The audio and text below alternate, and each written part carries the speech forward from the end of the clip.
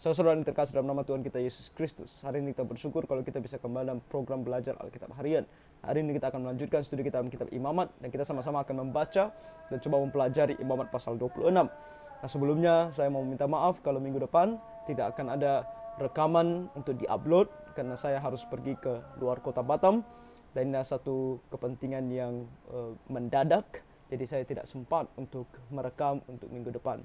Jadi doakan supaya saya bisa kembali dan kemudian bisa kembali merekam dan kita semua bisa kembali belajar. Saya mencoba merekam yang hari ini dan besok, Imamat pasal 27 besok itu adalah yang terakhir. Dan setelah itu, setelah minggu depan libur, dan minggu depannya lagi kita akan mulai mempelajari kitab Bilangan. Jadi kiranya Tuhan menolong kita semua. Mari kita menyanyikan satu buah lagu sebelum kita melihat Imamat pasal 26. Pujian nomor 233, kita nyanyikan ayatnya yang kedua.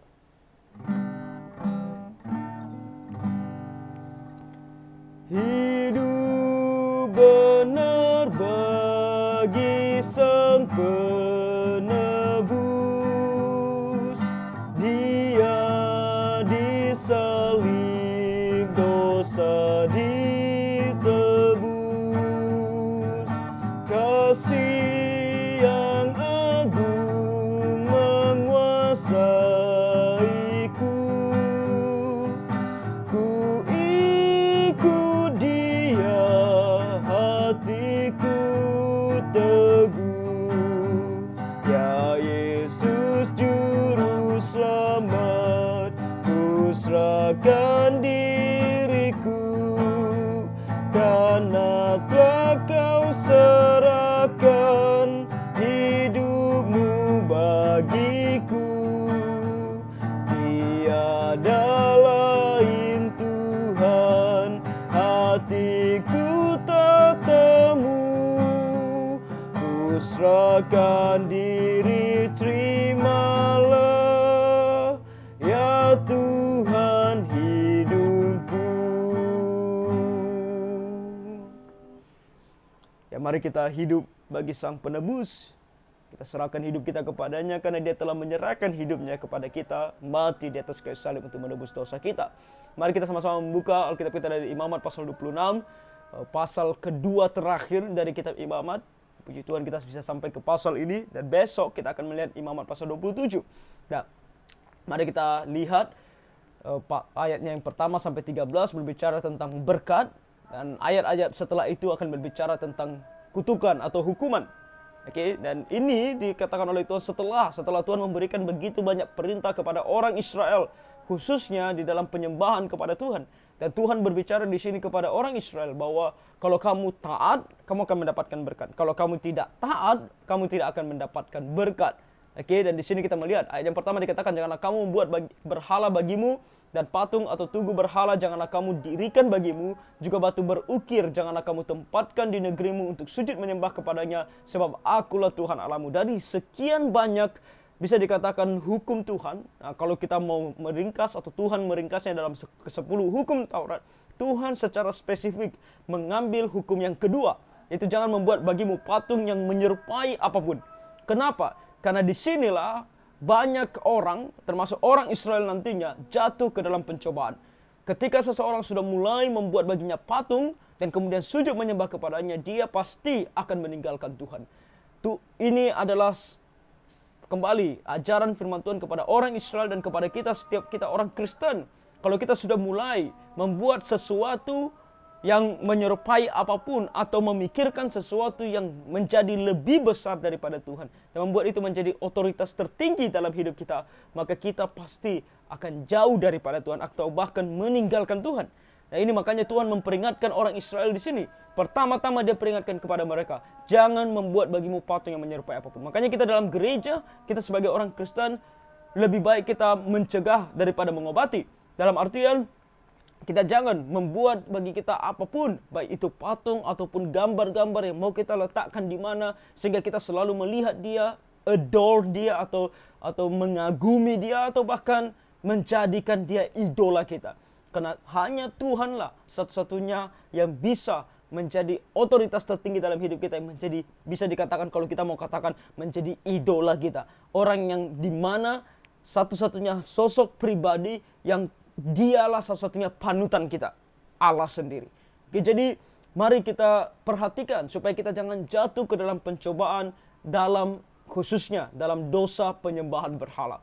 Makanya dalam gereja, khususnya di gereja kita tidak memberikan atau membuat patung atau gambar apapun yang orang katakan gambar Tuhan Yesus yang sebenarnya bukan gambar Tuhan Yesus.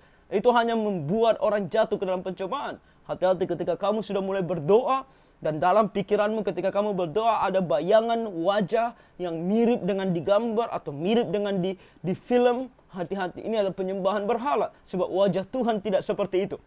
Oke, jadi jangan membuat bagimu patung yang menyerupai apapun, baik itu yang 3D maupun yang 2D.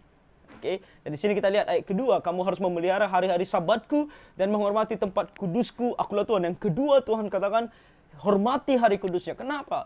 Setelah kita menjaga diri untuk tidak menyembah berhala, yang kedua kita harus secara aktif menghormati hari kudus Tuhan. Kenapa? Karena di hari kudus Tuhan kita memfokuskan diri untuk menyembah Tuhan dan belajar firman-Nya. Makanya hari kudus Tuhan itu sangat penting bagi orang Kristen. Hari Minggu, bagi kita hari Minggu, bagi orang Yahudi hari Sabtu, bagi kita hari Minggu. Kalau kita bertanya kenapa sekarang hari Minggu, nanti ketika kita masuk dalam Kisah Para Rasul, atau kalau kita mau kita bisa mengikuti kelas bedah, belajar doktrin Alkitabiah setiap hari Rabu jam 7 malam. By the way, minggu depan tidak ada karena saya ada di luar kota. Jadi belajar Kisah Para Rasul, kita akan melihat bahwa kita pada hari Minggu saat ini. Nah, kita pada hari Minggu, mari ambil hari Minggu, hari Sabat Tuhan sebagai hari yang sangat penting. Bukan hari yang libur, tanggal merah, hari yang bisa ada, bisa tidak ada, bisa ke gereja, bisa tidak ke gereja. Justru kalau kita mau, kalau kita benar-benar anak-anak Tuhan, kita harus pergi dan beribadah kepada Tuhan di hari Minggu. Hari kudus, hari yang sangat spesial. Hari yang harusnya membuat kita mau dekat kepada Tuhan. Dan kalau boleh sepanjang hari, kalau kita diizinkan oleh Tuhan untuk beribadah kepadanya, kita akan beribadah kepadanya. Untuk mengingat tentang Dia supaya kita di satu sisi menjaga diri untuk tidak menyembah berhala. Dan di satu sisi secara aktif mencari Tuhan dan mau dekat dengan Tuhan. Itu yang Tuhan mau di sini. Dan ayat 3, jikalau kamu hidup menurut ketetapanku dan tetap berpegang pada perintahku serta melakukannya. Nah, kalau kamu taat firman Tuhan kepada orang Israel, maka aku akan memberi kamu hujan pada masanya, sehingga tanah itu memberi hasilnya dan pohon-pohonan di ladangmu akan memberi buahnya. Nah, bagi orang Israel sangat penting yang namanya berkat jasmani. Karena mereka adalah sebuah bangsa. Sebuah bangsa baru bisa berjalan kalau ada berkat jasmaninya. Oke? Makanya bagi mereka dan berkat jasmani yang mereka dapatkan itu dari ladang. Makanya Tuhan memberikan mereka hujan supaya ladang mereka bisa menghasilkan buah pada waktunya. Oke, bagi mereka musim hujan, musim kemarau adalah pembagiannya itu harus begitu teratur sehingga mereka bisa menghasilkan makanan mereka dari ladang. Sangat penting bagi mereka. Ayat kelima, lamanya musim mengirik bagimu akan sampai kepada musim memetik buah anggur, dan lamanya musim memetik buah anggur akan sampai kepada musim menabur. Kamu akan makan makananmu sampai kenyang dan diam di negerimu dengan aman tentram. Dan aku akan memberi damai sejahtera di dalam negeri itu, sehingga kamu akan berbaring dengan tidak dikejutkan oleh apapun. Aku akan melenyapkan binatang buas dari negeri itu dan pedang tidak akan melintas di negerimu. Kamu akan mengejar musuhmu dan mereka akan tewas di hadapanmu oleh pedang. Bukan hanya berkat jasmani yaitu makanan dan kebutuhan mereka sehari-hari, tetapi juga perlindungan dari binatang buas dan kemudian juga perlindungan dari musuh. Ketika ada musuh yang menyerang, ketika peperangan terjadi mereka akan menang. 5 orang dari antaramu akan mengejar 100. Bayangkan betapa hebatnya mereka, 5 bisa mengejar 100 dan 100 orang di antaramu akan mengejar selaksa dan semua musuhmu akan tewas di hadapanmu oleh pedang. Selaksa berarti ribuan. 100 bisa mengejar ribuan. Di sini katakan ayat 9, dan aku akan berpaling kepadamu dan aku akan membuat kamu beranak cucu serta bertambah banyak dan aku akan meneguhkan perjanjianku dengan kamu. Berpaling kepadamu berarti aku akan memandangmu, aku akan memelihara kamu, aku akan selalu memperhatikan kamu. Dan ketika kamu menikah, aku akan memberikan kamu keturunan. Kamu masih akan makan hasil lama dari panen yang lampau dan hasil lama itu akan kamu keluarkan untuk menyimpan yang baru. Bayangkan, begitu berlimpahnya berkat Tuhan sehingga yang lama pun masih bisa terus dipakai, bahkan yang lama itu bisa menjadi yang baru. Begitu banyaknya berkat Tuhan bagi mereka. Ayat 11, aku akan menempatkan kemah suciku di tengah-tengahmu dan hatiku tidak akan muak melihat kamu. Aku akan selalu berada di sisi kamu, di tengah-tengah kamu. tetapi aku akan hadir di tengah-tengahmu dan aku akan menjadi Allahmu dan kamu akan menjadi umatku. Aku tidak akan pernah membenci kamu. Akulah Tuhan Allahmu yang membawa kamu keluar dari tanah Mesir supaya kamu jangan lagi menjadi budak mereka. Aku telah mematahkan kayu kuk yang di atasmu dan membuat kamu berjalan tegak. Saudara-saudara, di sini kita melihat kembali karakter Tuhan. Ketika Allah mengatakan dia adalah Allah yang kudus. Dan di saat yang sama dia mengatakan bahwa dia adalah Bapa bagi umatnya. Nah, dari Israel kita melihat berkat jasmani memang sangat penting bagi mereka. Untuk mereka bisa hidup untuk bersaksi bagi Tuhan sebagai sebuah bangsa. Oke. Nah, dari sini kita mempelajari satu hal yang seharusnya membuat kita sadar bahwa ada ajaran bahkan di dunia kekristenan saat ini yang tidak benar, yaitu tentang Injil kemakmuran. Nah, di sini kita melihat satu keadaan yang terbalik dengan Injil kemakmuran. Karena di sini kita melihat bahkan berkat jasmani yang perlu bagi sebuah bangsa Israel. Oke, yang tidak sepenuhnya perlu bagi kita sebagai orang Kristen, sebagai gereja. Berkat jasmani bagi kita bisa dikatakan adalah pemberian Tuhan. Sesuatu yang kita tidak layak untuk menerimanya, tapi Tuhan berikan kepada kita. Oleh karena dia mengasihi kita, karena dia mau kita hidup dalam dunia. Tapi kalau bagi orang Israel itu adalah sebuah janji. Tapi bahkan ketika Tuhan mau memenuhi janjinya, untuk mereka menjadi sebuah bangsa yang hidup. Oke, untuk menjadi sebuah bangsa yang hidup, Tuhan pertama-tama, ketika dia katakan aku akan memberkati kamu, orang Israel perlu ditekankan untuk melakukan bagian mereka. Yaitu untuk taat kepada kebenaran firman Tuhan. Mereka harus taat, mereka harus setia kepada Tuhan dan melakukan segala hal. Lihat, imamat, kitab imamat memberikan kita begitu detail. Hal-hal yang harus betul-betul mereka perhatikan. Tidak boleh ada yang miss satupun. Harus betul detail satu persatu, harus dilakukan. Kalau tidak, Tuhan marah. Oke. Dan ini adalah karakter Tuhan. Ketika Tuhan mau memberkati, yang dia berkati harus mau taat kepada firman-Nya secara detail. Sementara yang saya katakan tadi, Injil kemakmuran yang diajarkan di banyak gereja zaman sekarang, yaitu berbicara tentang Tuhan mengasihi kita, dan kalau kita percaya kepada Tuhan Yesus, kita akan selalu sehat, kita tidak akan pernah kekurangan, kita tidak akan pernah miskin, usaha kita akan berjalan dengan lancar, akan menghasilkan buah atau menghasilkan keuntungan yang besar kalau kita ikut Tuhan Yesus. Kalau kita percaya kepada Tuhan Yesus. Tapi percaya seperti apa? Percaya seperti apa? Apa detailnya? Apa yang harus dilakukan? Apakah ketaatan, kekudusan hidup itu penting? Sayangnya dalam Injil kemakmuran tidak penting. Yang paling penting adalah berkat, berkat, berkat, dan berkat. Setiap hari Minggu yang dibicarakan adalah berkat. Setiap hari Minggu adalah bagaimana Tuhan menolong kita. Bagaimana Tuhan memberkati kita. Tapi bagaimana kita hidup di hadapan Tuhan tidak penting sama sekali. Berbanding terbalik. Hati-hati saudara-saudara. Ketika kamu mendengar orang selalu berbicara tentang berkat, berkat, berkat. Dan kalau kamu hanya menginginkan berkat, berkat, berkat, dan berkat. Hati-hati. Kamu tidak sedang memuji, memuliakan, dan ikut Allah yang benar. Allah yang sesuai dengan Alkitab. Allah yang sesuai Alkitab adalah Allah yang betul akan mengasihi kita. Betul akan memberkati kita. Betul akan melindungi, menolong kita. Tapi di saat yang sama, dia menekankan hal yang juga sama pentingnya. Yaitu ketaatan, yaitu kekudusan. Makanya dalam gereja, kita lebih berbicara tentang kekudusan dan ketaatan. Kenapa? Karena Tuhan sendiri berkata, carilah dahulu kerajaan Allah dan kebenarannya. Maka semuanya itu akan ditambahkannya kepadamu. Hal yang paling penting adalah carilah dahulu kerajaan Allah dan kebenarannya. Itu sangat penting. Maka yang lain itu akan ditambahkan kepadamu. Maka kita pergi kepada yang paling penting.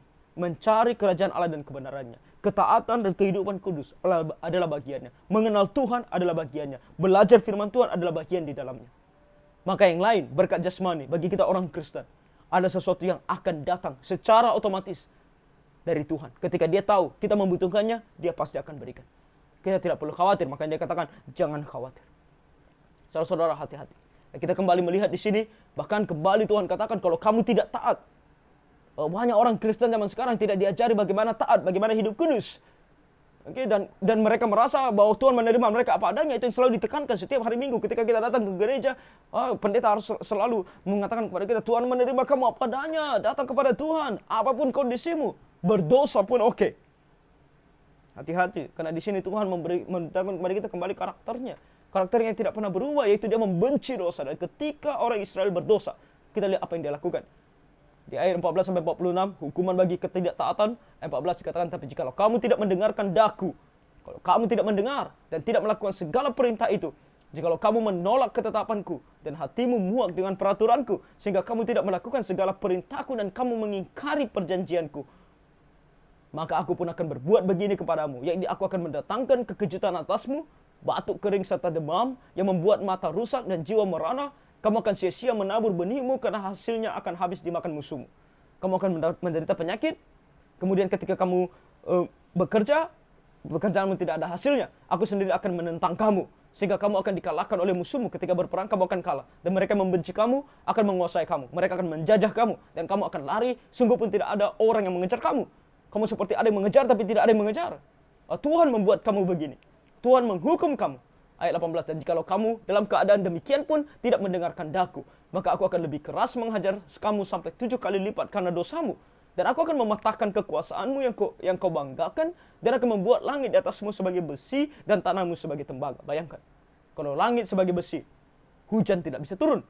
Kalau tanah sebagai tembaga, kamu tidak bisa mencangkul. Itu maksudnya. Maksud Tuhan adalah tidak akan turun hujan, tidak akan ada hasil ladang. Kamu akan mati kelaparan. Maka tenagamu akan habis dengan sia-sia, tanahmu tidak akan memberi hasilnya, dan pohon-pohonan di tanah itu tidak akan memberi buahnya. Jikalau hidupmu tetap bertentangan dengan daku, dan kamu tidak mau mendengarkan daku, maka aku akan makin menambah hukuman atasmu sampai 7 kali lipat setimpal dengan dosamu. Aku akan melepaskan kepadamu binatang liar yang memunahkan anak-anakmu dan akan melenyapkan ternakmu, serta membuat kamu menjadi sedikit sehingga jalan-jalanmu menjadi sunyi. Bukan hanya Tuhan tidak melindungi, tapi Tuhan bahkan yang melepaskan binatang liar. Ayat 23, jikalau kamu dalam keadaan yang demikian pun tidak mau kuajar, setelah aku mengajari kamu dengan cara yang demikian, tapi kamu tetap keras kepala dan hidupmu tetap bertentangan dengan daku, maka aku pun akan bertindak melawan kamu, dan aku sendiri akan menghukum kamu 7 kali lipat karena dosamu. Dan aku akan mendatangkan ke atasmu suatu pedang yang akan melakukan pembalasan oleh karena perjanjian itu bila kamu berkumpul kelak di kota-kotamu. Maka aku akan melepas penyakit sampar ke tengah-tengahmu, dan kamu akan diserahkan ke dalam tangan musuh. Oh, betapa ini sangat terbalik dengan kembali Injil kemakmuran. Oh, lihat saja mereka yang berbicara tentang di awal corona, contohnya di tahun 2020. Kita di Indonesia 2020, di luar negeri sudah dari akhir 2019. Oh, mereka yang tidak mengenal Tuhan ini, dan seolah-olah mengenal Tuhan dan mengajarkan begitu banyak orang Kristen kesesatan, dan mengatakan, oh, corona itu tidak akan masuk ke Indonesia. Ketika sudah masuk di Indonesia, apa yang mereka lakukan? Mereka juga katakan dalam nama Tuhan tidak akan kena orang Kristen. Seolah-olah orang Kristen adalah orang-orang yang kebal terhadap hukuman Allah. Tanpa berbicara tentang apakah hidup kita kudus atau hidup kita tidak kudus, mereka tidak mempedulikan itu. Mereka tidak tahu kalau kita tidak hidup kudus, Tuhan bisa menghukum kita bahkan dengan corona. Orang Kristen harusnya disadarkan. Corona ini bisa menjadi salah satu alat Tuhan untuk menghukum kita. Bahkan kita orang Kristen, mengaku Kristen tapi hidupnya berantakan di hadapan Tuhan. Saudara-saudara, perhatikan. Karena Tuhan membenci dosa dan Dia akan menghukum orang berdosa. Di sini ayat 26-28 dikatakan, jika aku memunahkan persediaan makananmu, maka 10 perempuan akan membakar roti dalam satu pembakaran. Mereka akan mengembalikan rotimu menurut timbangan tertentu, dan kamu akan makan tapi tidak menjadi kenyang. Dan jikalau kamu dalam keadaan yang demikian pun tidak mendengarkan daku, tidak lagi dengar, masih keras kepala. Saudara, kadang-kadang kita berpikir corona ini kapan berhenti. Jangan-jangan Tuhan tidak membuat corona ini berhenti karena kita masih hidup di dalam dosa. Kekristenan masih hancur lebur. Kita tidak mau mencari Tuhan. Kita tidak mau belajar firman Tuhan. Kita masih mau percaya dengan dongeng. Dongeng di dalam kekristenan. Kita tidak mau mengikut Tuhan. Kita lebih mau percaya tentang berkat daripada hidup kudus di hadapan Tuhan. Dan hidupmu tetap bertentangan dengan daku, maka aku pun akan bertindak keras melawan kamu, dan aku sendiri akan menghajar kamu 7 kali lipat karena dosamu. Dan kamu akan memakan daging anak-anakmu lelaki dan anak-anakmu perempuan. Nah, lihat di sini, saking hebatnya kelaparan tersebut, bahkan Tuhan menggambarkan satu keadaan yang begitu mengerikan. Bahkan mereka saking tidak ada makanannya, memakan anak mereka sendiri. Dan jangan katakan ini tidak pernah terjadi. Ini ke depan, dalam konteks imamat ini, ke depannya terjadi di Israel. terjadi, betul-betul terjadi di Israel. Yaitu pada zaman Elisa. Kalau kita membaca di 2 Raja-Raja pasal 6, khususnya di ayat 26 sampai 29, bagaimana 2 orang ibu datang kepada seorang raja yang jahat ini, yang membuat Israel sekarang berada dalam kelaparan hebat, dikepung oleh negeri Aram. Samaria dikepung oleh negeri Aram. Dan 2 orang ibu datang kepada raja dan berkata kepada mereka, lihat, si perempuan yang satu ini bilang kepadaku kemarin bahwa karena tidak ada makanan, kita makan dulu anakmu. Baru setelah itu nanti kalau anakmu sudah habis, tidak lagi makanan, kita baru makan anakku. Mereka makan anak mereka sendiri. Saking hebatnya kelaparan yang Tuhan adakan bagi mereka untuk menghukum mereka. Ayat 30 katakan, dan bukit-bukit pengorbananmu akan kupunahkan, dan segala pedupaanmu akan kulenyapkan. Aku akan melemparkan bangkai-bangkaimu ke atas bangkai-bangkai berhalamu, dan hatiku akan muak melihat kamu. Sekarang kita digambarkan tentang Tuhan yang begitu baik dan tidak akan menghukum. Saudara-saudara, Tuhan tidak seperti itu. Allah yang kudus, Allah adalah Allah yang adil. Ketika dia katakan dia adalah kudus, dia membenci dosa, dan dia akan menghukum dosa. Kalau kita tidak bertobat, lihat di sini, Tuhan selalu menekankan, kalau kamu tidak juga bertobat, kalau kamu juga tidak bertobat, kalau kamu juga tidak bertobat, nanti kita akan lihat kalau kamu bertobat, apa yang akan dia lakukan. Tapi kalau kamu terus tidak bertobat, dia akan terus mendatangkan duka cita dalam hidup. Duka cita. Kadang-kadang kita harus berpikir, kenapa begitu banyak duka cita dalam hidup kita? Kenapa hidup kita begitu susah? Mari kita evaluasi juga, apakah kita ada melakukan dosa di hadapan Tuhan. Ketika 31 katakan, kota-kotamu akan kubuat menjadi reruntuhan dan tempat-tempat kudusmu akan kurusakkan, dan aku tidak mau lagi menghirup bau persembahanmu yang menyenangkan. Aku sendiri akan merusakkan negeri itu, sehingga musuhmu yang tinggal di situ akan tercengang karenanya. Tetapi kamu akan kuserakkan di antara bangsa-bangsa lain, dan aku akan menghunus pedang di belakang kamu, dan tanahmu akan menjadi tempat tandus, dan kota-kotamu akan menjadi reruntuhan. Nah, ini betul terjadi di Israel juga, ketika mereka tidak taat kepada Tuhan. Tuhan mengirimkan bangsa lain, Arab, Babel, Yunani, dan terakhir Romawi. Ketika Tuhan Yesus datang ke dalam dunia, mereka masih dijajah oleh bangsa Romawi. Dan tentu di tahun 70 mereka dibuat Tuhan lari atau keluar dari negeri mereka, sehingga musnah atau hilanglah Israel sebagai sebuah bangsa. Di sini Tuhan katakan menghunus pedang di belakang kamu, berarti ketika kamu lari pun untuk menyelamatkan dirimu, kamu tidak bisa lari. Kamu dibunuh dari belakang. Kita bilang Allah yang baik, di sini kita melihat Allah yang kejam. Ya, kejam terhadap orang berdosa, termasuk umatnya yang berdosa. Hati-hati. Tetapi kamu akan kuserahkan di antara bangsa-bangsa lain, dan aku akan menghunus pedang. Ayat 34, pada waktu itulah tanah itu pulih dari dilalaikannya tahun-tahun sabatnya, selama tanah itu tandus, dan selama kamu tinggal di negeri musuh-musuhmu. Pada waktu itulah tanah itu akan menjalani sabatnya, dan dipulihkan tahun-tahun sabat yang belum didapatnya. Artinya apa?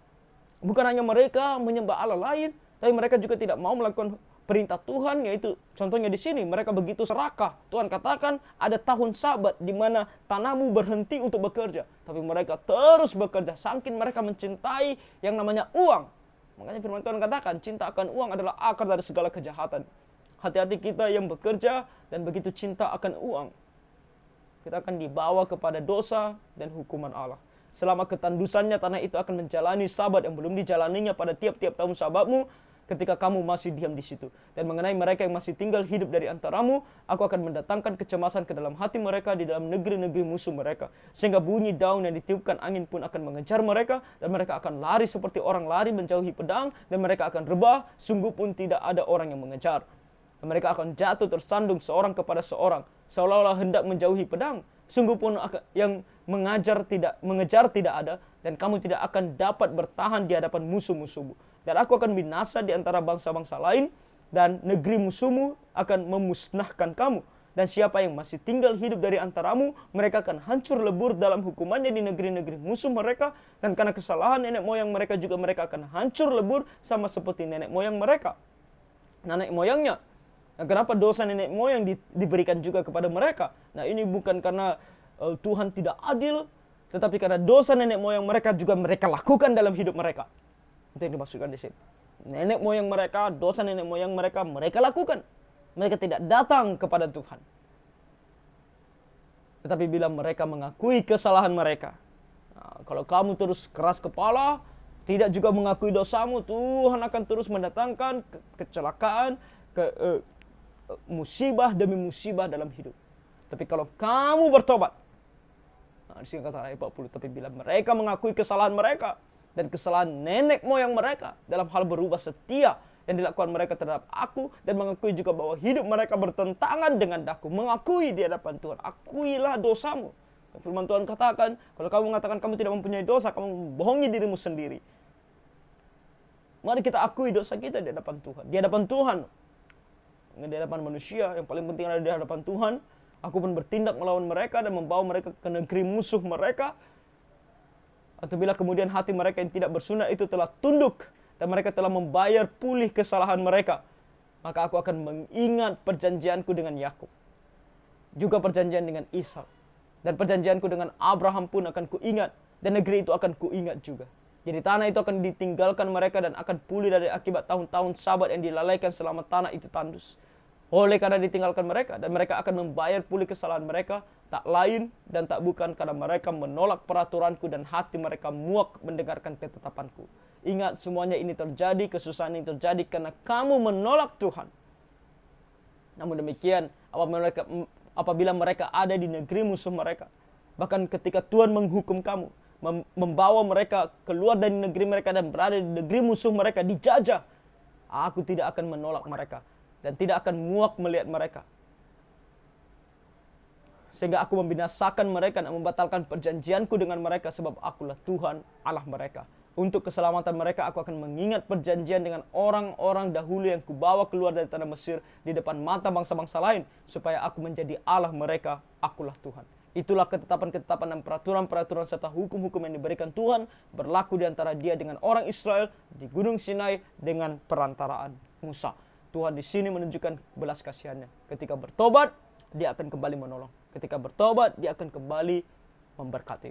Jadi saudara-saudara, dalam kehidupan kita juga sebagai orang Kristen, perhatikan hidup kita. Apakah kita ada hidup taat dan kudus di hadapan Tuhan? Kalau tidak, Tuhan akan menghukum kita. Dan kalau kita ada di hukum Tuhan, kalau kita tahu kita ada berdosa, mari kita datang dan bertobat dari segala dosa kita, meminta pengampunannya. Tuhan yang adil, Tuhan yang baik akan mengampuni segala dosa kita. Jadi kiranya Tuhan menolong kita semua, Tuhan memberkati.